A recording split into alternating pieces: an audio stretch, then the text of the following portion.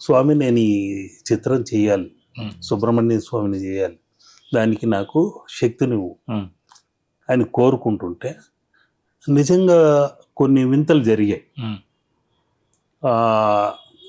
Glass door మెల్లగా తెరుచుకున్నట్టు ప్రారంభించేటప్పుడు ఒక సిద్ధయోగి అక్కడి నుండి రావటం జరిగింది, సదరగిరి నుండి. ఆయన మీరు ప్రారంభించే ముందు మమ్మల్ని పిలవండి సదరగిరి నుండి, అంటే అది బోగర్ ఉన్న స్థలం, అక్కడ ఆ విగ్రహాన్ని చేసిన పవిత్రమైన స్థలం. ఆ సిద్ధయోగులంతా అక్కడి నుండి వచ్చిన వాళ్ళు.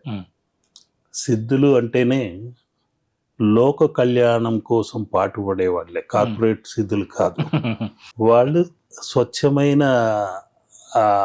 లోక సేవ కోసం, లోక కళ్యాణం కోసం తిరుగుతూ ఉంటూ వాళ్లకు ప్రజలకు ఆరోగ్యము భాగ్యము అందించే కటాక్షాన్ని ఇచ్చేవాళ్ళు.